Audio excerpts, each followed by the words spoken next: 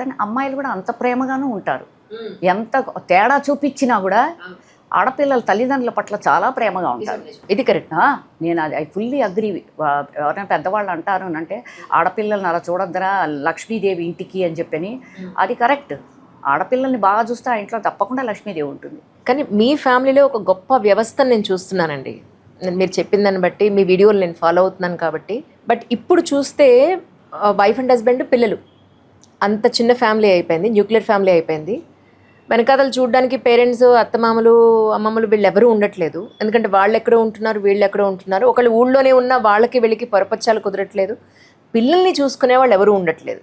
ఇప్పుడు సిచ్యువేషన్స్ ఒక పెద్ద సర్కిల్ అయిపోయింది. ఏంటంటే తల్లి కూడా ఉద్యోగం చేయకపోతే ఇల్లు నడిచే విధానం లేదు. అలాని తల్లి బయటికి వెళ్తే పిల్లల్ని చూసే విధానం లేదు. పిల్లలు ఎటు వెళ్ళిపోతున్నారో, ఏం చేస్తున్నారో దిక్కు దివాణం లేదు దానికి. అలా అని తల్లి ఇంట్లోనే ఉంటే కనుక ఇక్కడ రెండు విషయాలు. రేపు వీళ్ళిద్దరే విడిపోయే పరిస్థితి వచ్చినప్పుడు ఇండిపెండెంట్గా బతకాలన్నప్పుడు తినకేమో ఉద్యోగం ఉండట్లేదు. నా కోసం నేను ఉద్యోగం చేసుకోవాలి, నా కాళ్ళ మీద నిలబడాలి, నాకంటూ ఒక ఐడెంటిటీ కావాలని ఈవిడ పరిగెడుతోంది. దీన్ని ఎలా చూడాలి మనం ఇప్పుడున్న పరిస్థితులకి? ఎందుకంటే మీ ఇంట్లో టోటలీ క్వైట్ ఆపోజిట్ సిచ్యువేషన్స్. మీ ఇంటితో అసలు ఎవరితోనో కంపేర్ చేయలేం. ఇట్స్ ఎక్స్క్లూజివ్ ఫ్యామిలీ అంటాను నేనైతే. సో ఇలాంటి పరిస్థితులు నేను రేరుగా చూస్తున్నాను. అది నాకు ఎంత ఆశ్చర్యంగా ఉందంటే మామూలుగా చెప్పలేను నేను. ఇప్పుడున్న సినారియోకి విమెన్ ఉద్యోగం చేస్తే కాన్సిక్వెన్సెస్ ఇలా ఉన్నాయి, చెయ్యకపోతే ఇలా ఉన్నాయి. మీరేం అడ్వైస్ చేస్తారు? ఇంత సీనియారిటీ, ఇంత ఎక్స్పీరియన్స్, ఇంత అనుభవం ఉంది మీ దగ్గర. వసుదైక కుటుంబం అని ఎందుకు అన్నారు? ఈ రోజుల లోపల చెప్పడానికి చాలా బాధ అనిపిస్తుంది. ఏంటంటే ఉమ్మడి కుటుంబం విచ్ఛిన్నం అయిపోతుంది. పూర్వం రోజుల లోపల అత్తగారు కుంపటి ముందో కట్టెల పొయ్యి ముందో కూర్చుంటే కోడళ్ళు ముగ్గురుండని, నలుగురుండని, ఐదుగురుండని, ఒకళ్ళు కూరలు తరిగించి, ఒకళ్ళు పిల్లలకి జడలేస్తూ, ఒకళ్ళకి ఇంకొకటి అలా తలా ఒక పని చేస్తూ, పిల్లలకు పాలు కల్పిస్తూ అలా తలా ఒక పని చేస్తూ ఉంటే ఆవిడ పేట వేసుకుని కూర్చుని వంట చేసేది. అన్ని సక్రమంగా టైంకి అయిపోయేవి, అన్ని పనులు టైంకి అయిపోయేవి. That is because of division of labour. తర్వాత 10 మంది కలిసి ఉంటే కరెక్ట్. నేను అనేది ఏంటంటే ఇద్దరిలోనూ అండర్స్టాండింగ్ ఉండాలి. అమ్మా నాన్న కానీ, అత్తా మామ కానీ, ఎవరైనా సరే పెద్దవాళ్ళు, తర్వాత వీళ్ళు కూడా పిల్లలు కూడా ఏదో ఒక 10 మాటలు ఏదన్నా అన్నా కూడా మనకు కావాల్సినవి మాత్రం అమ్మ తీసుకుని, పెద్దవాళ్ళు ఏదో చాదస్తంతో అంటారులే అని చెప్పానని వాళ్ళని కూడా ప్రేమగా మన అమ్మ నాన్న లాంటి వాళ్ళే అని చెప్పాను అత్తగారు మావగారిని చూస్తే డెఫినెట్గా ఏంటంటే కలిసి ఉంటే కలదుసుఖం అని ఊరికే అనలేదు. ఏ కాలం నుంచో వచ్చిన మన ఉద్గ్రంథాల్లో ఉన్నది కలిసి ఉంటే కలదుసుఖం అని చెప్పని.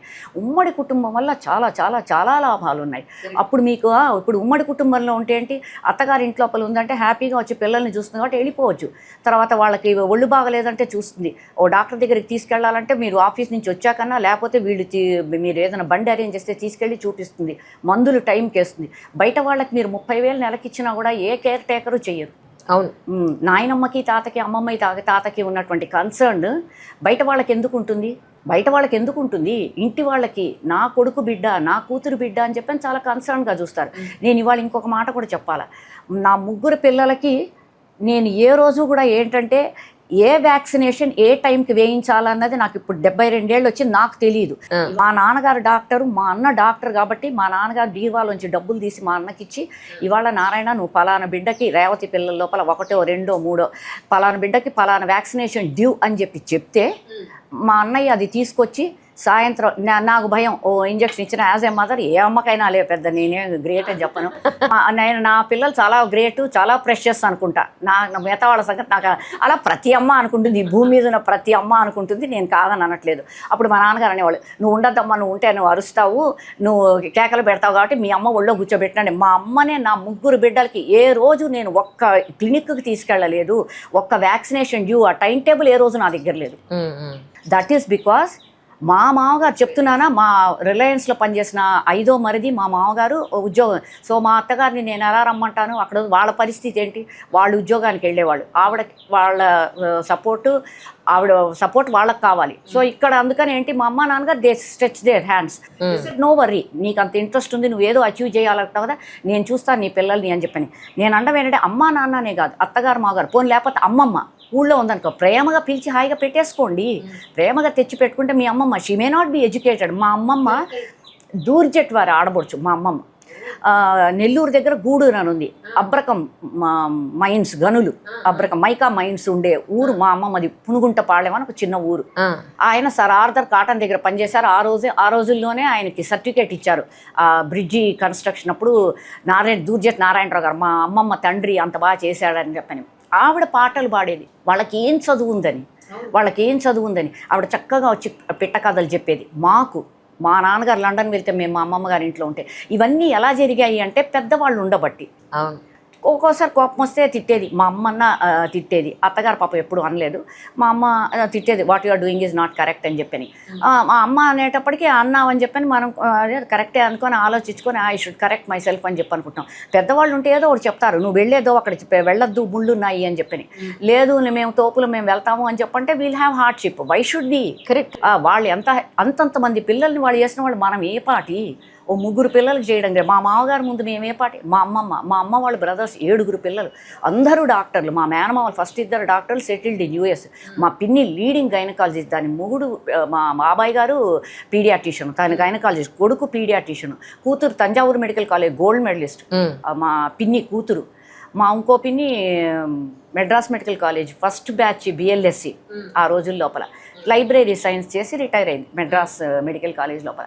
నేను అనడం ఏంటంటే ఇంటి వాళ్ళ సపోర్ట్ డెఫినెట్గా సంతోషంగా చేస్తారు. అత్తగారు ఎందుకు చేయదు? అత్తగారు మేము ఇలా నెట్టుకొచ్చామని చెప్పింది అని చెప్పనుకో, ఇష్టమైనవి తీసుకోండి సలహాలు, మీరు మీ లైఫ్ పూలపాన్పే ఎంత హ్యాపీగా నెగ్గుకు రావచ్చు. పెద్దవాళ్ళు డెఫినెట్గా మనకి ఇంత డబ్బులు మాకు వేలల్లో, ఇప్పుడు మీ అందరికీ వచ్చేమో యంగ్స్టర్స్కి లక్షల్లో జీతాలు వస్తాయి. బట్ వీళ్ళకి ఫైనాన్షియల్ ప్రాబ్లము అది ఇది. మరి వాళ్ళు అంతంతమంది పెళ్ళిళ్ళు ఎలా చేశారు?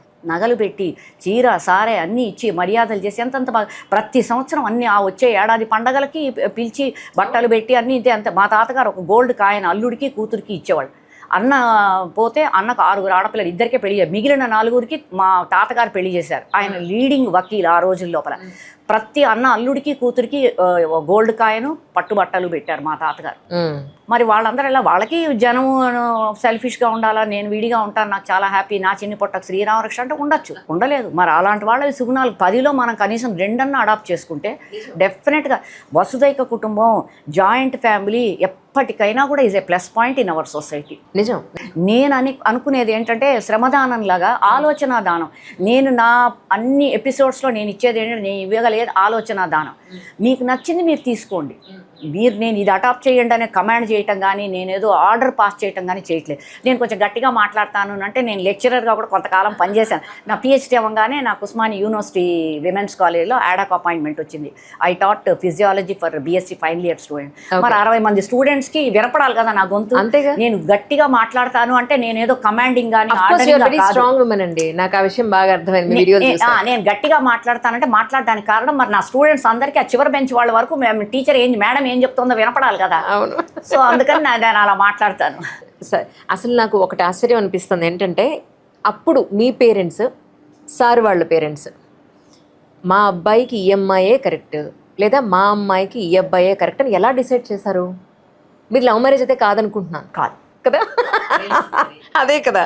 సో ఎలా డిసైడ్ చేస్తుంటారు? మిమ్మల్ని ఏమడిగారు? అసలు మీ మనసులో ఏమున్నాయి అప్పట్లో ఆలోచనలు? సార్ని ఖచ్చితంగా ఇవి అడగాల్సిందే, ఈ క్లారిటీ తీసుకోకపోతే కష్టమేమో, అప్పట్లో నేను ఉద్యోగం చేయాలని అనుకున్నారా, లేకపోతే ఇంట్లోనే ఉండాలనుకున్నారా, ఇంత చదువుకున్న ఉద్యోగం చేయిస్తారా లేదా అని ముందే అడిగారా? ఎలా జరిగిందంటే ఏం చెప్తారు? దీనికి కారణం ఏంటంటే మళ్ళీ మా అమ్మ నాన్నగారు. మా నాన్నగారు ఒక్క సంపాదన కదా.